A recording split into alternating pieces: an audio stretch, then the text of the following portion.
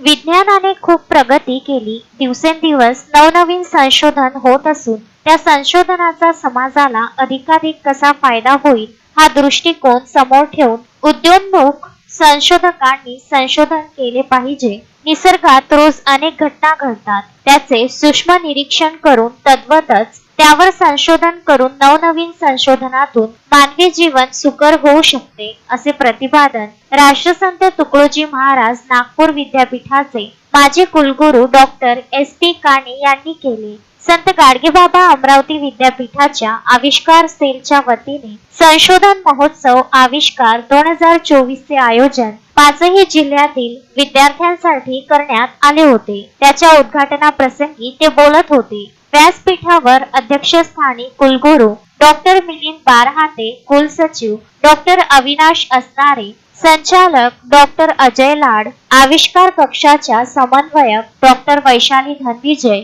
आयोजक सचिव डॉक्टर गजानन मुळे उपस्थित होते. फीत कापून आविष्कार स्पर्धेचे उद्घाटन मान्यवरांच्या हस्ते करण्यात आले. पुढे बोलताना डॉक्टर काणे म्हणाले, सहभागी सर्व विद्यार्थी उत्कृष्ट रीतीने आपल्या संशोधनाचे सादरीकरण करतील आणि यामधून उत्कृष्ट संशोधनाचे राजकीय सादरीकरण होईल. विद्यार्थ्यांनी निसर्गातील अनेक बाबींचे सूक्ष्म निरीक्षण करून त्यावर समाजाच्या भल्यासाठी संशोधन करावे, असेही ते या प्रसंगी म्हणाले. राष्ट्रगीत, महाराष्ट्र गीत व विद्यापीठ गीताने कार्यक्रमाची सुरुवात झाली. कर्मयोगी श्री संत गाडगे बाबांच्या प्रतिमेचे पूजन व दीप प्रज्वलन मान्यवरांच्या हस्ते करण्यात आले. तसेच मान्यवरांचा सत्कार या प्रसंगी करण्यात आला. प्रास्ताविक समन्वयक डॉक्टर वैशाली धनविजय यांनी केले, तर आभार डॉक्टर गजानन मुळे यांनी मानले. कार्यक्रमाला पाचही जिल्ह्यातील सहभागी महाविद्यालयांचे प्राचार्य, शिक्षक, परीक्षक व विद्यार्थी मोठ्या संख्येने उपस्थित होते.